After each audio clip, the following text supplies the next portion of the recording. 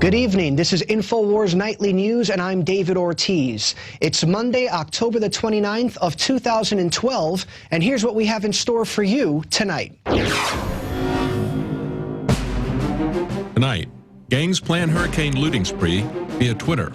And with Hurricane Sandy bearing down on the Northeast, panic buying grips the East Coast as concern mounts about the safety of spent fuel pools at nuclear plants. Then, globalist vote observers may be arrested in Texas. That's up next on the INFOWARS Nightly News.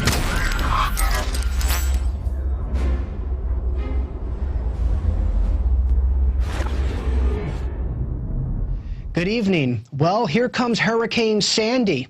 A major storm has already hit the New England area and the New York metropolitan area as well, according to an article written by Paul Joseph Watson today that was posted on the Drudge Report.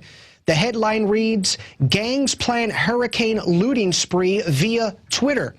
The article says scores of Twitter users have flooded the social networking site, announcing their plans to go on looting sprees over once Hurricane Sandy makes landfall. As the New York National Guard announced it would put troops on duty in Long Island to prevent such activity.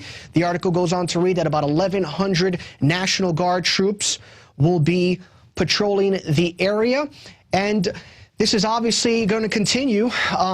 The topic of looting, we've been talking about that for quite a long time now. Obviously, the more the economy collapses, the more you see on Twitter that people are threatening to loot. And later on in the article, it shows some of the Twitter hits. One of them says, "I'm looting if she gets crazy tomorrow," referring to the storm, obviously. Another one reads, "Y'all gonna get hit by Sandy. Should meet up and go looting. I'm looting today in preparation for the hurricane." And it just goes on and on. Another one reads, "So when does the looting start?" And obviously, as you could see by the photos, these are individuals of different ethnicities. It just seems that more and more Americans seem to want to loot if times get bad. And again, as the economy continues to collapse, as the police state continues to grow and people continue to get upset, you will see more threats of looting. Now, last week we talked about how many people on Twitter, and this isn't just 5 or 10 or 20 people, this is thousands upon thousands upon thousands of people on Twitter that are threatening to loot. Last week, there were many people who were threatening to loot if Obama lost the election. As if to insinuate that Obama is such a wonderful president, almost like Gandhi, and how dare we take him away from us. He's so wonderful. But we did a story on that last week, how many people on Twitter threatened to loot as well. And these are thousands of people who are threatening to do this. And sadly, this is going to be a common occurrence as the economy continues to collapse. People are going to look for an excuse to get some food on the table, to get some goods in their home. Now, in other news, but on a similar topic, also posted on INFOWARS.com today, Americans riot over baseball. How about an election or a hurricane? And the article was also written by Paul Joseph Watson. It talked about how yesterday many San Francisco Giant fans showed their love of their team by, well, torching many things. They were looting, they were rioting, and you know, the Giants won in 4 games. Could you imagine what they would have done had they lost? But sadly, this is something that we often see, a dynamic we often see when people's sports teams win. People think the best way to celebrate it is by hurting their neighbors and torching cars and local businesses. The article read that police were forced to break up riots in San Francisco last night as Giants fans celebrated a World Series victory by setting fires, smashing up vehicles, and letting off fireworks in the street, posing the question, again, if Americans are willing to riot over a baseball game taking place in another city, how will they react to a contentious presidential election result or a breakdown in order following this week's Frankenstein? So there you go. There's more rioting, and we just continue to see this unfold throughout the nation, and that's what the globalists want. The globalists want this because then they get to pose as saviors and say, you know what, we're going to need a surveillance state. We're going to need a police state to protect you from yourselves. They won't say that the reason why this is going on is because most Americans are broke or in a horrible job or their dollar is being devaluated. No, no, no. We're doing this because we're evil. Now, despite the economic collapse, despite the situation we find ourselves in, we encourage people who are watching this newscast to not participate in this. We're better than this. We need to yell at the globalists. We need to protest against the globalists. Could you imagine if people were out on the streets like this over the NDAA bill, or over the surveillance state, or over children being chipped in San Antonio, or over corruption? The knuckleheads in Washington wouldn't be doing what they're doing. So we obviously encourage people to remain peaceful throughout this time. And in other news, panic. Another article written today on INFOWARS.com reads, panic buying grips the East Coast. Mad rush for supplies ahead of megastorm. And this talks about how many people are fighting over the past several days and right now as we speak to get their hands on food, to get some gas, to fill up their tanks. And the article reads, while many people are still trying to make up their minds about the potential severity of the storm threatening the U.S. Northeast, it's not stopping millions of concerned residents from racing to grocery stores, gas stations, and hardware deposits in droves. Now, if we scroll down that article, we'll see that there is a picture that was tweeted recently. This is a real picture. This isn't a stock footage of a supermarket in Middletown, New Jersey. And that was a real photo that was tweeted. The shelves are almost empty. And again, scenes like this will become more and more common. There's a movie that's out right now that we've been promoting. It's an independent promoter called Gray State, and they show scenes like that as well, empty grocery stores. And again, this is all part of the economic collapse. Now, right now, we're going to speak to Dan Badandi. He's one of our fellow reporters. Dan Badandi is in Rhode Island right now, in the heart of the storm. He went to go visit his family this past weekend. Obviously, that trip was planned for a while, and coincidentally, it falls around the same time that Frankenstorm is occurring. So Dan is going to be reporting to us in just a second, and he's also going to be, I believe, on Alex's radio show tomorrow, and he's got another story that we're going to air later on in this newscast. So let's go over to Dan. So welcome, Dan. Thank you for joining us on the INFOWARS Nightly News, buddy. How you doing, Dave? I'm all the way from Providence, Rhode Island, and it's crazy, man. The weather is picking up bad. Yeah, buddy, tell us a little bit about that. First off, for those who don't know, you flew out there this past weekend, but what's the weather looking like out there? Is it really bad? What do you see? Oh, when I flew out here, it was nice out. I mean, all the way here, the flight was great, and, you know, good weather, and just turned to nothing. Basically, the weather dropped, the clouds come rolling in, winds picking up, and they're up about 40, 50 miles an hour, I believe, and they're supposed to go to 90. You got waves that are almost 10 feet high, I believe, in some places.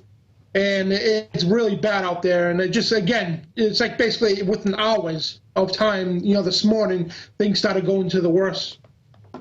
Wow. And it's only going to get worse. Oh, yeah, they said it's supposed to pick up to 90 at least, and they're calling for a Category 1, maybe 2.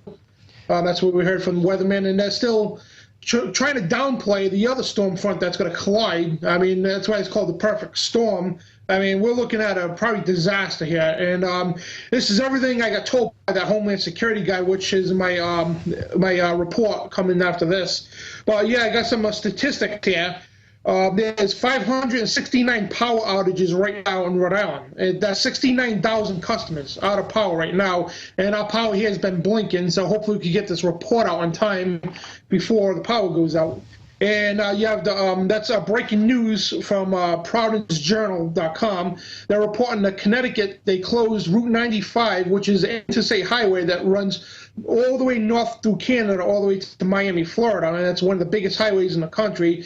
And they're closing, you know, Connecticut to close Route 95. Another article here, Rhode Island Governor Chafee, he's talking to Massachusetts and Connecticut officials about closing exit roads on Interstate 95, which they already have. This was reported earlier. They already have closed major highways down also, besides 95. And they got National Guard all over the place down at the oceans and everything. And I didn't get a chance to go out today, but tomorrow I want to go out and get some footage of the National Guard. And I heard on the radio today when I was going to the store, I didn't get a chance to record this, but they have Homeland Security and FEMA coordinating this whole entire disaster thing. And when you hear Homeland Security, when you hear FEMA, it spells, to me, disarmament of the American people, spells violation of the Constitution, and it spells tyranny. And we don't, know what's going to go on yet. But I mean, like, this could turn out bad. This could be just, go the other way, whatever, which we're hoping. But also breaking news here from Providence Journal. They're calling for mandatory evacuation ordered for some Rhode Island cities here, which already have. They evacuate all of South County in Rhode Island, which is Westerly, Bristol, and South Kingston, and Charlestown, Rhode Island. And also parts of Connecticut have been evacuated, and Jersey, where you're from, Dave, the Jersey Shore has been evacuated, and man, it's crazy. And now, Dan, let me ask you something. The stores, I mean, have you visited a local supermarket yet? I mean, what is that like? It was insane. I mean, like, people just wiping up the shelves basically with the canned goods and the water. I mean, I got some of the footage uploaded on YouTube. Hopefully we can get it out tomorrow or whatever. But we got the gas pumps. There's yellow signs on the gas pumps. Basically, they're out of gas. This is out of water, but you go inside, they said they're out of gas. They've been out since 4 o'clock yesterday afternoon. And people just going crazy. And it's the mainstream media also spreading this fear-mongering. I mean, you should see the news on some of the clips in the radio. You better have storable foods, which is a good thing, don't get me wrong. But they're pushing people. They're going crazy all over the place here. And we have a hurricane update. And let me ask you one more question, because you kind of cut out a little bit, and I didn't really hear the answer real quick. I heard some of what you said. But what are the stores like? You said they were crazy. I mean, are the shelves empty? How are people behaving?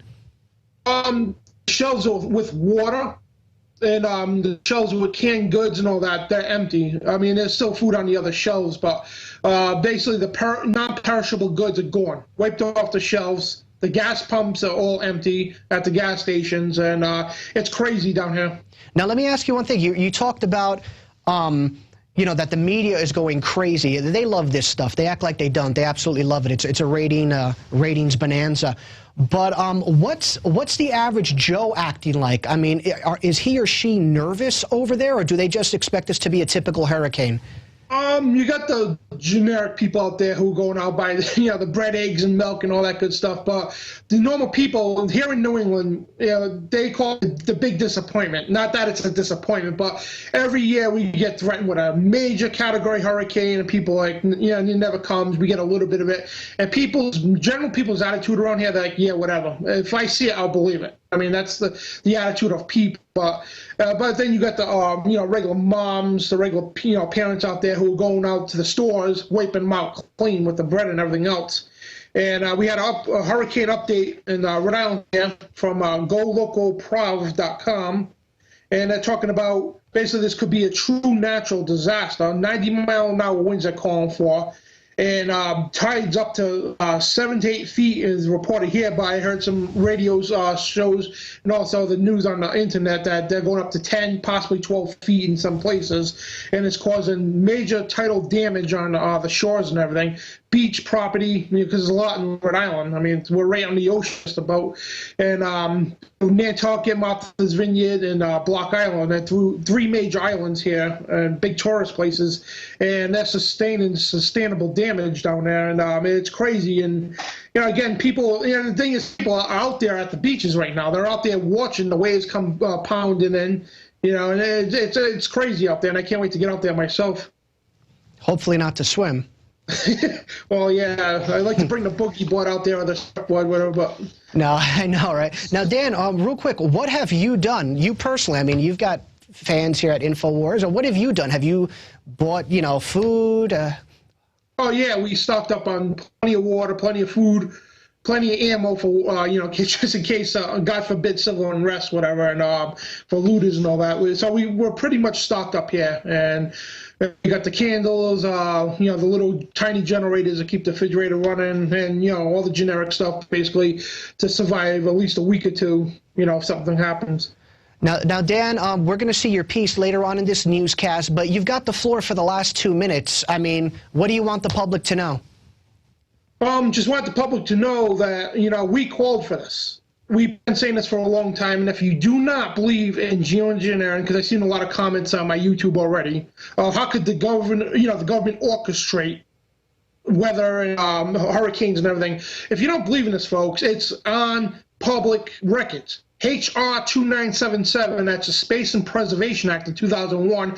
They openly say chemtrails, weather modification and such, tectonic weapons, all stuff that sounds like Star Wars. That's in this bill. It's supposed to protect us, but it never passed, of course. It was a world treaty part, to go to the world treaty to protect us from these such weapons. And you got China, you got tons of articles in there. China, I believe it's Germany, and the United States openly bragging about, yeah, we modify the weather.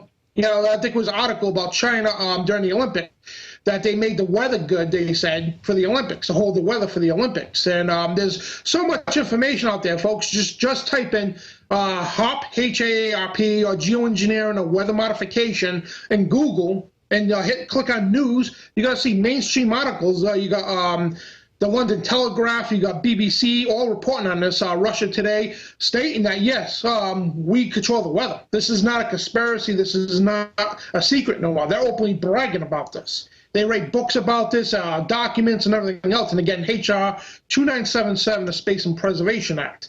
I mean, folks, this is not a joke, and we think could be the October surprise that we've been talking about. The October surprise is coming into November, and our Homeland Security guy, who works for FEMA, FEMA's under Homeland Security, as you're going to see in my my report coming, he openly states to me that basically at the end of October, early November, now I have this on record, folks, of me telling people back in August this was going to happen. I talked about the drills. I said there was going to be drills up here, up in New England, and it happened. And I said there's going to be some kind of disaster to hit the East Coast the end of October, early November, and here we go, right here. And we got 50-mile-an-hour winds and going up to, they're calling for 90 or more probably, whatever. And we're going to see what happens. And I hope to God this guy's wrong, but right now he's been 100% true. And I'm going to save it for the report. And Dave, just wanted to let you know we're all safe down here and we're prepared for this. Yeah, God bless you, Dan. We hope that you stay safe up there. And if the electricity is still up, we're looking forward to see what you have to say in coming days. Oh, yeah, tomorrow I'm going to go down to the ocean, hopefully, if we get through the National Guard there. I mean, they got the National Guard everywhere, Homeland Security and FEMA and everything else. And, yeah, we're going to see what I could get and where I could go. And we got poles down up the road. That's why I couldn't really go that far, just to the gas station. And, it's crazy. It really is. And people, again, you got people who are like, yeah, whatever. And most people are just raping stores clean, and it's crazy. All right, Dan. Thank you so much, buddy. Thank you, Dave. God bless. God bless. And it's important to note as we talk about Hurricane Sandy that quite possibly this could be the elite's way of getting the world to support global warming. Obviously, if New York or the greater New York City area is severely damaged, the world will see that, from New York City to Tokyo. As the saying says, when New York City sneezes, the world catches a cold. And if this storm wreaks havoc on the greater New York City area, you could expect the globalists, the United Nations, to say, you see, we told you. Now you're going to need to pass a global carbon tax, because global warming now is obviously not debatable. So let's be mindful of that. You're not going to see that in the mainstream media. The fact that this could all be engineered to promote the global warming cause. We know that weather modification is something that is done. It's very easy to manipulate the weather. If you ever notice, the Olympics never gets canceled because of rain. Have you ever noticed that? You never see a major snowstorm happening during the Olympics. It's sunny as can be. And that's because it's used in weather modification has been used during that time period, and you can see that. You can Google that, U.S. Olympics weather modification, and stories will pop up. So let's keep that in mind. And in other news, this was also posted on INFOWARS.com. The header reads, How to Prepare for a Hurricane, Some Lessons That Preppers Can Learn from Hurricane Sandy. According to the article, written by Michael Schneider of American Dream, if you are just starting to prepare for Hurricane Sandy, the truth is that you are already too late. Most of the essential supplies have already been stripped from store shelves. If you don't have an emergency generator, you might be without power for quite some time. And the article also notes that in Ohio, there are many supply stores that are receiving phone calls from people from as far out as Maryland saying that they need supplies. Can they be shipped over to them? So obviously it's a serious concern what's going on. The article reads, an assistant manager at a Lowe's store in Columbus, Ohio, told 10TV.com that people were calling from West Virginia, Maryland to ask for supplies. The article also points out that all heck is breaking loose at many gas stations in Montgomery, Pennsylvania. It says the lines at the pumps at Sunoco on Valley Forge Road were 3 or 4 cars deep this past weekend. And one of the employees at the gas station says she said she's never seen the gas station so busy, not even before a snowstorm. She says, quote, people are complaining, screaming, yelling. They're yelling at me. And there have been fights between customers. It's been a big mess. So obviously the situation seems to be getting dire.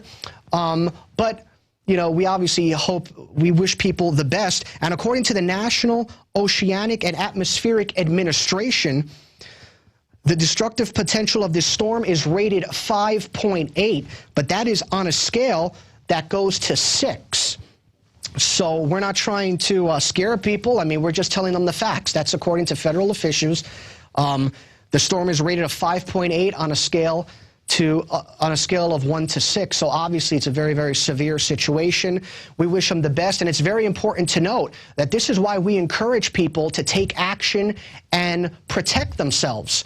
We here at INFOWARS, we promote gun use, legal gun use. We obviously promote getting a food supply.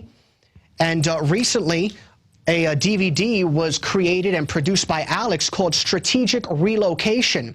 And it talks about places, oh, let me get that there. It talks about places where obviously you can relocate as the economic collapse continues and rioting continues to happen. It's called Strategic Relocation. You can get that at InfoWarsShop.com. But again, we've got eFoods Direct where you can store food for your loved ones.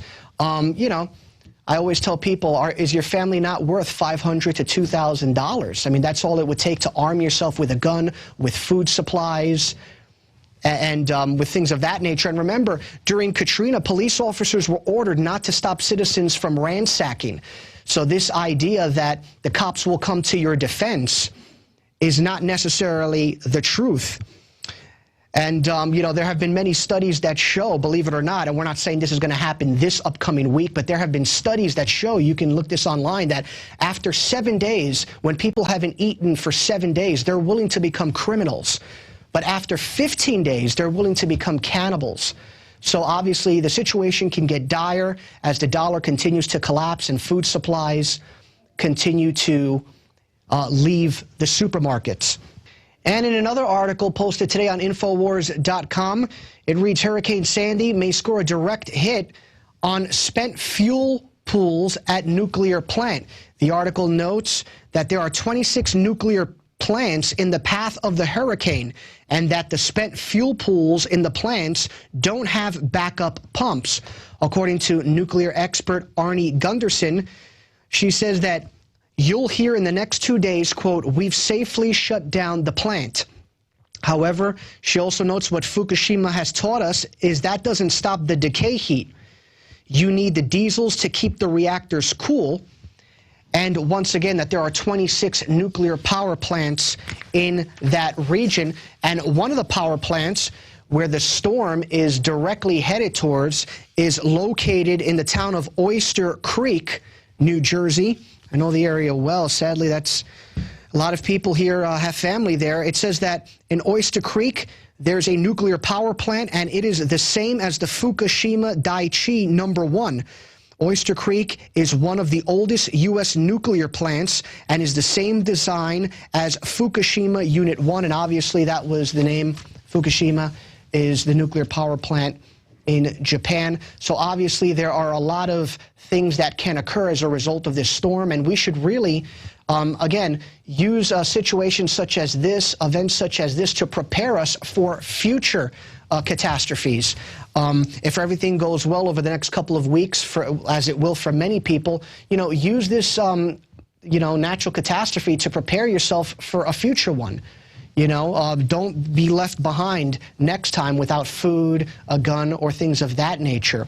Now, in other news, other non-Hurricane Sandy news, the headline reads, Mississippi town sued for school-to-prison pipeline targeting minorities and disabled. And the article says that a Mississippi town is facing a lawsuit for operating schools that handcuff and send children to prison for minor classroom infractions, like violating the dress code or talking back to teachers. It says students in the town of Meridian sometimes spent days in a prison 80 miles away from their school without a probable cause hearing. They were not read their Miranda rights and sometimes spent more than 48 hours waiting for a hearing, which violates their constitutional rights. Later on in the article, it reads, students were jailed for, quote, dress code infractions, such as wearing the wrong color socks or undershirt, or for having shirts untucked, tardies, flatulence in class, using vulgar language. You get the point. Basically, this school is basically throwing people away to prison without due process for doing the most simplest of things. This used to be called child play, but now it's called a crime. If you, I don't mean to make light of it, but if you pass wind now in class, you don't deserve to go to the principal's office. You deserve to go to the local prison.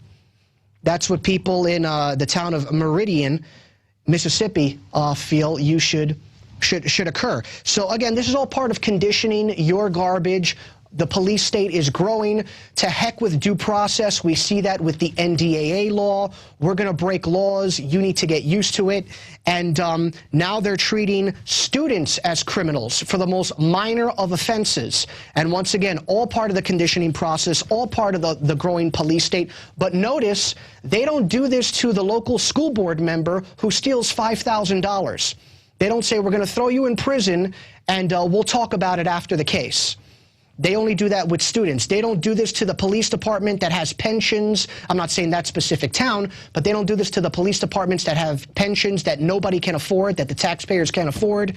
They don't do this to the criminal element in the police department. They do this to you, the people. So there you go, another situation of the growing police state. And in other news, this was also posted on INFOWARS.com, Texas warns globalist vote observers they may be arrested. And it reads later on in the article, the United Nations affiliated group has dispatched election monitors from Europe and Central Asia to polling locations around the United States to document voter suppression activities by conservative groups, The Hill reported last week. Liberal-leaning civil rights groups met with representatives from the OSCE this week to raise their fears about what they say are systematic efforts to suppress minority voters likely to vote for President Obama. Now, Governor Rick Perry of Texas, along with many neocons here, are basically saying, no, the UN is not welcome here. We honor sovereignty. And that sounds nice in theory, but yet Governor Rick Perry and other neocons demand that the United Nations have monitors monitor other countries' elections. And if they don't, well, then they don't want democracy and they're a bad country. But when these UN monitors, who, from what I understand, aren't really going to do anything but basically breathe over the officials here, when they come over to the United States, then, you're not allowed to do that. That's evil. Now, listen, the United Nations is obviously a corrupt organization, where we're not saying that they're the good guys. It just seems like these are two different groups of people pointing the finger at each other when they're both partake in criminal activity. What are you afraid, Governor Perry, that maybe that the UN finds out that we are involved in fraudulent elections, that some of the elections have fraud going on? And once again, if in fact you're all about sovereignty, well, that sounds noble on the surface, then do me this favor. Don't demand that the Iraqis have, quote, transparent elections. Don't demand that the Afghanistan citizens have transparent elections and then demonize them when they don't have UN monitors monitoring their elections. I think it was President Carter, who obviously was a horrible president, but he said the United States obviously has a lot of fraud going on in its elections. So it seems, once again, these are two criminal groups, two ridiculous groups pointing the finger at one another when they're both doing things that are illegal. The United Nations is obviously a corrupt organization, and we have fraud here in the United States as well. So take that for what you will. Officials from the Justice Department are saying they're going to rule on the matter later on this week. So there you go. Tweedledum, Tweedledee, as Governor Gary Johnson says, pointing the finger at one another. And now let's go to the daily quote. And it says, while the Secretary of Defense suggests this capability might be possessed by terrorist organizations, the U.S. military continues to deny that they also control such technology. And that was from Dr. Nick Begich, obviously. He's talking about the hypocrisy of our government. And, you know, we're allowed to have nuclear weapons, but if another country has nuclear weapons, they're evil. We're allowed to spy with drone airplanes, but if you spy on us with drone airplanes, that's an act of war. We're allowed to practice military war games on the Straits of Hormuz, but if China practices in the Gulf of Mexico, they're evil. It talks about the hypocrisy of our country. Never confuse great ideals with great government. The United States has great ideals, in my estimation, the greatest ideals. But our government is far, far from great. And obviously, we have some of Nick Begich's books at INFOWARSshop.com. He's a great author. And if you're interested, one of the books that we have is called Angels Don't Play This Harp, by the doctor, and there is another book that we have called Controlling the Human Mind. So once again, if you want some food for thought, you can go to InfoWarsShop.com and check out those two books. Now, in just a minute, we will return. I recently conducted an interview earlier today with Dr. Will Spencer of VibrantBees.com. Now, Dr. Spencer focuses on the honeybee.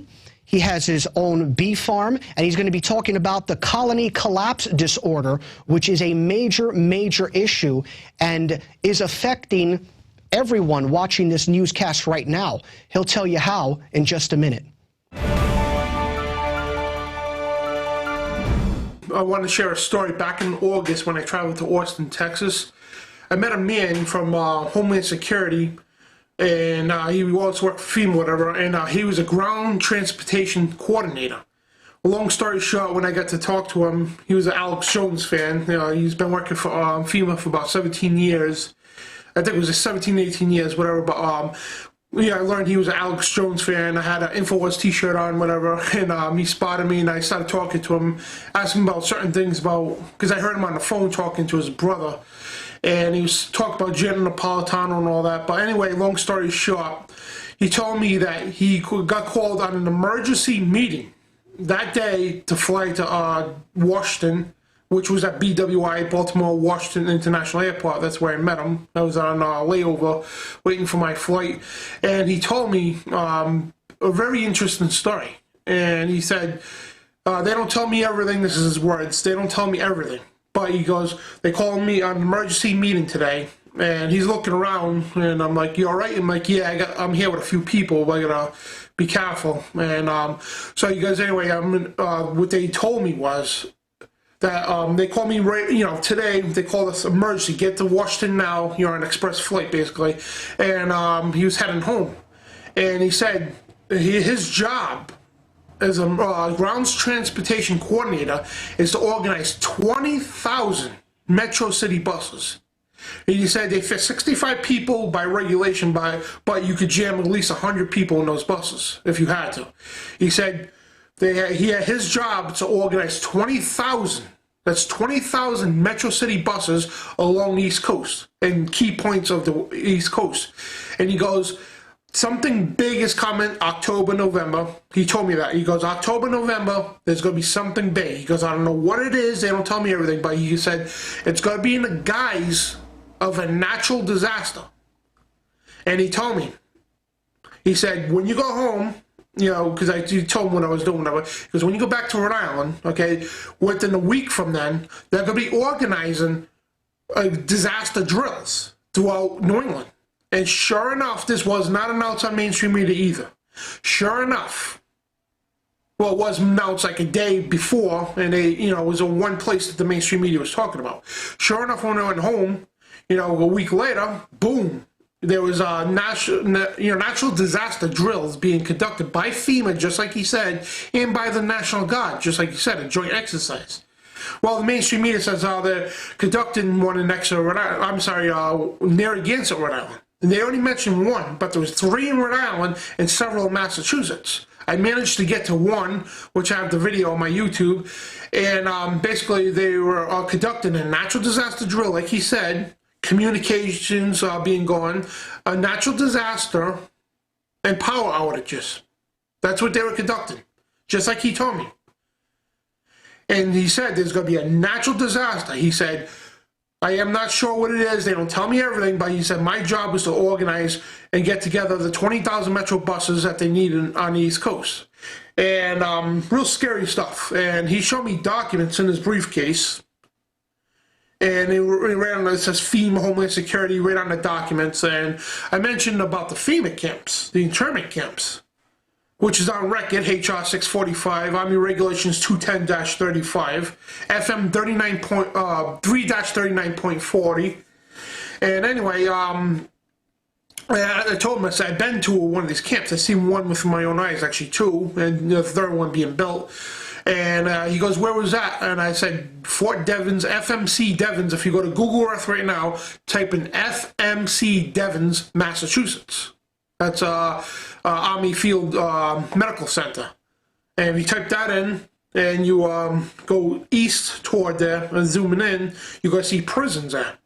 Now, there's a state prison near there, but that's not the one I'm talking about. And they just built a whole new facility. Now it's empty. They have trucks patrolling and everything. Anyway, I mentioned this to him. He goes, hold on one second. And you get him looking around, and he goes, opens a document, another book, and he's flipping through the pages. And he goes, this is what you're talking about? And it was a satellite image, all the statistic data of that camp in Fort Devens, Mass. He goes, yeah, it is disguised as a medical center.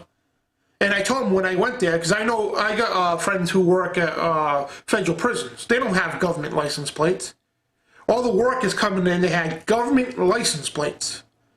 Homeland Security FEMA badges on their uniforms as well. And I'm saying to myself, this is not a regular federal prison camp. Not at all. Anyway, he described this. He showed me the layout, the data, and said they're building another one, which is already built now, because it's been a couple years since I've been up there. He goes, there's 3 of them over there. 3 of them. And exactly how I seen it, he described, he showed me the map and everything. But he said, again, they don't tell me everything. He said, be aware, they're going to have natural disaster drills up there, up in New England. There's going to be a martial law called in the guise of a natural disaster. And he said it's going to be late October, early November. And he goes, coincidental, just in time for the elections. He told me that back then. And you see mainstream media folks calling for October surprise. And we've been saying it's October surprise is going to be in November, which is basically at the beginning for the elections. So basically, we're getting ready for the storm here, and I'm going to go out on the field. I'm going to go to the beaches. I'm going to go to places. I've been to the gas stations, folks. Gas stations are out of gas. I'm going to go on the road today and show you the stuff. But the gas stations are out of gas. The supermarkets are whipped out. I mean, they're spreading fear-mongering about the storm. And yes, it could be a really bad storm, as we think it might be, because of, again, the guys to call for martial law to evacuate, which Rhode Island has already evacuated several cities, folks. Several South County cities have been mandatory evacuated. So, and they have National Guards out there. We're hopefully going to take a ride down there today and get all this on film. But folks, I'm just fearing for the worst, because right now, everything this guy has told me has come true to a T. And we're going to get all this on video, and I hope to God they don't call for martial law, because that means gun confiscations, even though when I confronted FEMA, they said we don't do that. I'm like, what about Hurricane Katrina? Oh, we never did that. It's on mainstream media. They even showed the National Guards going from door to door confiscating weapons. But anyway, they're not going to get my gun, and, it's just, it's just, a lot of propaganda out there, folks, to say, oh, we're all here for your safety. Get on the buses. We're going to take you to a safe place. But anyway, I'll get back to you, folks. I'm going to show you some videos of the gas pumps being out of gas. Signs everywhere, no gas. Water's like bottled water you can't find anywhere. Generators, forget about that. And, you know, I hope this guy's wrong. I really do.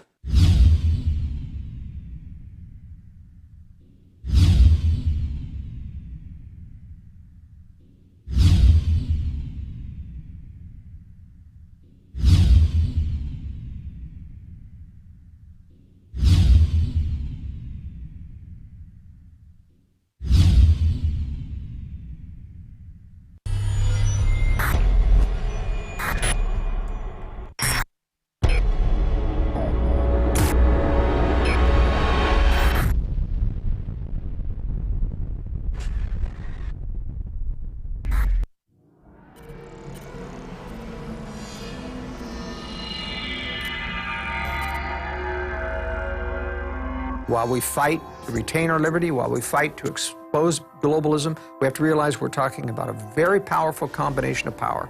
Renowned author and expert Joel Skousen breaks down the globalist plan to shut down America and stage a new world war. In one day, America will go from day to night. And if you haven't prepared in advance, there's not enough time to prepare in 24 hours, even if you saw it that early. Coming to the InfoWar in November is our new documentary film presentation. Strategic relocation is a systematic way to think strategically in the future about how do I safeguard. Joel Skousen, Strategic Relocation. The freeways are going to be crowded, they're going to run out of gasoline, they're going to run out of food, and then they're going to start to go north and south of those freeways. Joel Skousen is renowned as one of the world's foremost experts in strategic relocation and the securing of your home. We talk about natural disasters, the health environment, we talk about pollution, the water quality. My personal experience about being in every one of these states. Government is digging in for the organized, incremental collapse of society and world war. The U.S. isn't building huge underground bases and bunkers because of some terrorist threat. They know that a massive nuclear attack is coming. They want that attack to come. Most people won't even be ready and won't be able to get out of town when any of these nuclear weapons fall, because there'll be absolute panic. There is no preparedness without strategy. What I tell people is that you do have time. Prepare wisely in advance. This Christmas, give the gift of preparedness. Strategic Relocation, the film, with Joel Skousen and Alex Jones.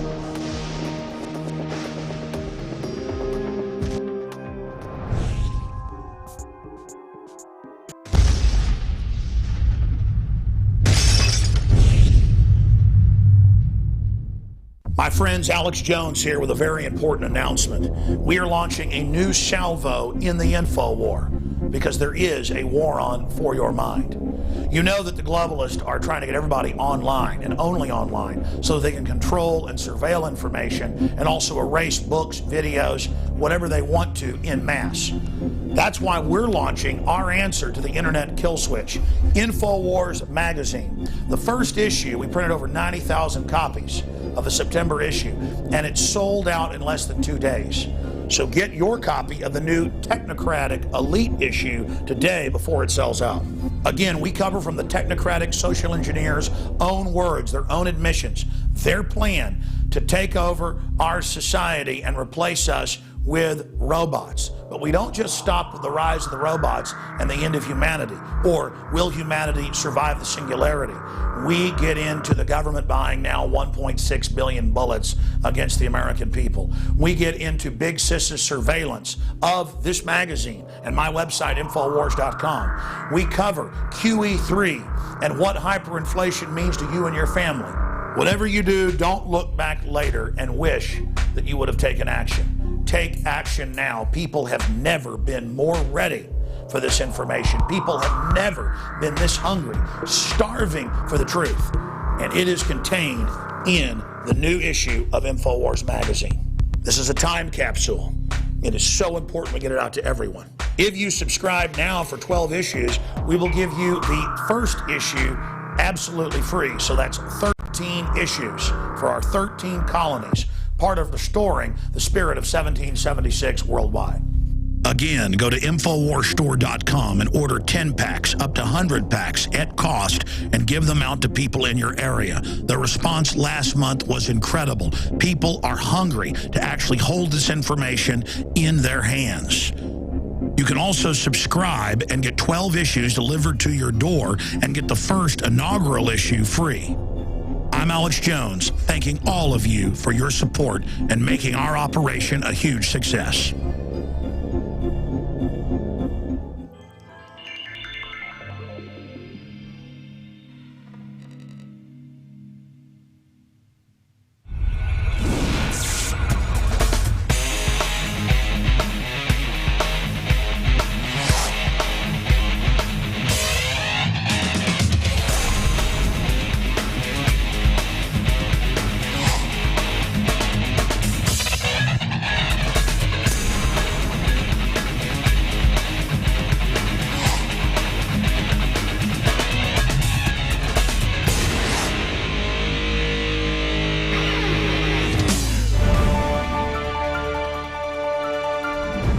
Welcome back. Well, we are now joined by Dr. Will Spencer of VibrantBees.com. Dr. Spencer is an expert in bees, specifically the honeybee, and the doctor is going to talk about a lot of issues, including colony collapse disorder and how this affects you, the viewer. Doctor, thank you for joining us here on InfoWars Nightly News. Glad to be here. Now, Doctor, briefly tell us a little bit about yourself.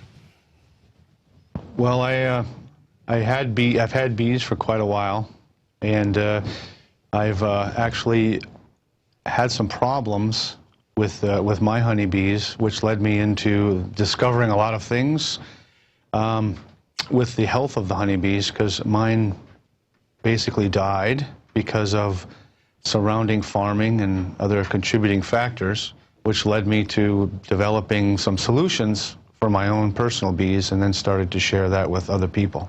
How long have you been studying honeybees and working with honeybees? Oh, since about 2000. Okay. Now, Doctor, most people do not know a lot about honeybees. It's obviously not a topic that they talk about quite often. Explain to us, why are honeybees so important? I mean, a lot of people just think that they're annoying insects that just fly over our potato salad. But tell us a little bit about the honeybees and why they are important to us. Well, in the industrialized food chain that we have today, they say up to 70% of our food is due to the honeybees pollinating the crops. They move, the agriculture moves the bees around from crop to crop, like from the almond pollination in California to the citrus, to the apples up in Washington, and the pears and the cherries. The importance of the bees in agriculture allows for the production of the plants to be much greater than they normally would be, because the bees are moved into the fields to help the flowers, more flowers get pollinated. So therefore the production of food increases on the same amount of land. So the bees are extremely important because they're helping us get more production out of the land, out of the crops, because normally there's not that many native pollinators in the areas around the fields, so they're moving the bees into the fields, around the fields, to help with the pollination. Okay. Now, for the past couple of years, Doctor, we've been hearing about colony collapse disorder, and how it's very important that we acknowledge the issue. Tell us a little bit about this concerning trend. Well, my research and investigations have led me into several contributing factors. Not contribute. Tell us a little bit about colony collapse disorder. Some people don't even know what it is. Well, colony collapse disorder, on a whole, on a general, is the bees leave, their colony collapses, meaning the bees actually leave the colony, or they die, and they're not. There's roughly 60,000 bees in a healthy colony, and when the colony collapses, there could be just a handful of bees left. And they're not even dead in the hive, they're just gone. There's nothing, the bees are gone. Sometimes there's a queen left or just a few bees, but the majority of the bees leave for one reason or another. Okay, and this has been occurring? This has been occurring really big time since about 2006 is when it first started in Florida, my understanding is. And that was because of they say because of the introduction to some of these pesticides that have been in the food chain now, and that all started roughly in about 2006. Okay. Now, what type of impact has this been having on our food supply? Well, the overall loss of the bees is directly related to the food prices because we're having less food, less flowers pollinated because we're having less bees.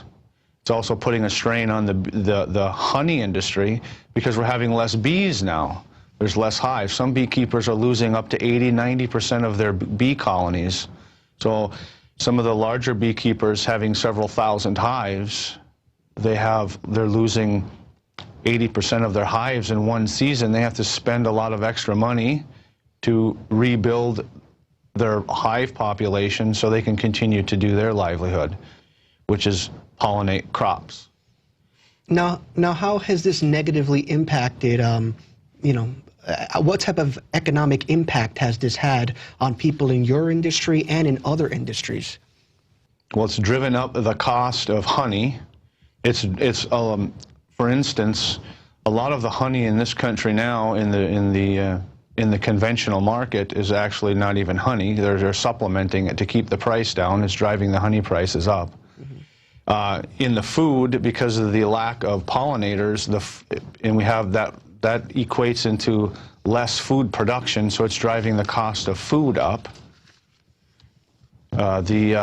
It's also causing in the beekeeping industry, it's driving prices up because of the supply and demand of hives, of bees, of queens. It's causing pollination costs to go up because there's less bees to do the pollinating. So therefore the farmers have to pay more to attract beekeepers to send their bees to certain like almond pollination or apple pollination. So it's costing the farmers more because there's less bees available. So it's a simple supply and demand. Okay. Now, what is the cause of this?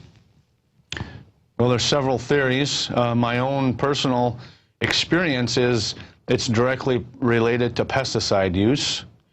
The small farm that I had my bees on, the bees were doing fine until they switched to using pesticides around the fields, around the land where my bees were, my hives were. And by the second year of the pesticides being used, I lost 12 hives. In the pollination, the migratory pollination, there's the overworking of the bees because bees naturally take a break in the wintertime. While the bees that do the pollination year-round, they're trucking their bees all over the country, so they're severely stressed. In Europe, they've proved now that the electrical smog or the EMFs in the environment is directly related to the stress on the bees. Because you can take a phone, especially a smartphone, and just leave it on and set it on the entrance of the hive, and eventually within a month, the bees will leave. So that's pretty profound, and in this country, they're not even addressing the electrical smog issue, the EMF issue at all with the bees. And first and foremost, I believe it has to do with malnutrition, because the bees' food is the pollen and the nectar. And the soil, we know, has been deficient for a solid 100 years. And when you have a diminished food source, you have a diminished immunity, you have a diminished organism. And I'm finding that bees that are fed extra minerals and extra food to increase their nutritional density don't have these problems like the bees that are being worked continually year-round in these conventional agricultural systems. Okay. Now, this has been occurring for about 5-6 years now. Has it been getting worse, or has the situation been improving? I don't see any improvements from from my view. Some beekeepers are overcoming and adapting, so they're getting some increase in health. But overall, I've been traveling around the country talking to a lot of beekeepers, and I don't see it getting any better. I see it continually getting worse. Okay. Now, I mean, is there anything we, the public, can do, you know, to make the situation better?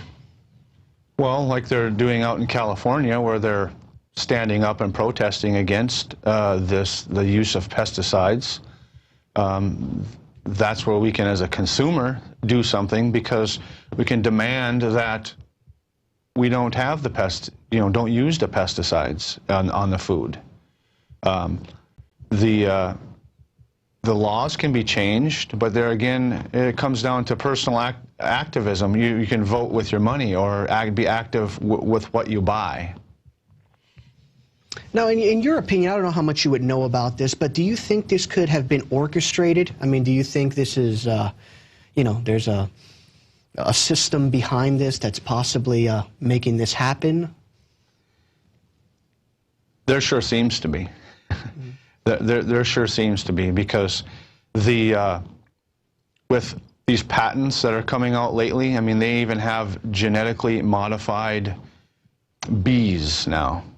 They have pesticides that have been created in a fashion to affect not only the plants, but the pollinators too. They have plants that actually create their own pesticide within the plant to kill insects. Well, bees are insects. So could it be? It sure appears to be. There could be a plot or a plan or something in the shadows, if you will, conspiratorially, but it's affecting the bees regardless. Now, you talked about other instincts just briefly just now. I know you focus mostly on bees, but is a similar occurrence happening with other insects that you know of? I'm finding, yes, like right here in Texas, I've noticed, just inquiring with people, they noticed that the local pollinators, the wasps, the other types of bees that are just naturally in the environment that pollinate the crops, they're not here. Several states, Tennessee, Pennsylvania, I've been asking, and you know, the local insects, they're not as populated as they used to be.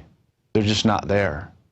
People have said in their gardens they actually have to go out with a Q-tip to pollinate their own garden, because there's no bees, there's no wasps, there's no other natural pollinators at all around. And you have to have pollination to have food. At least 70 to 80% of our food chain requires pollination, and if there's nothing pollinating the flowers, we don't get food. So this could be far-reaching. This is huge-reaching, yes. Now, you've talked a little bit about solutions. I know that you were talking to me briefly about, you know, you're part of solutions. You offer products where, you know, it contributes to the solution. Tell me a little bit about that. Well, yes, it started with my own beehives and my own research. So my endeavors were selfish in the beginning. But I've been working in bioremediation, or helping the environment heal using natural things. And I've just applied some simple principles to the beehives, because my beehives became extremely toxic, and then the bees died or they left. So we're just using simple remedies applied in a different fashion to the beehive. So we're decontaminating the beehive, we're helping the bees' digestion increase, and we're feeding the bees food that's missing from their natural diet, the elements that are missing.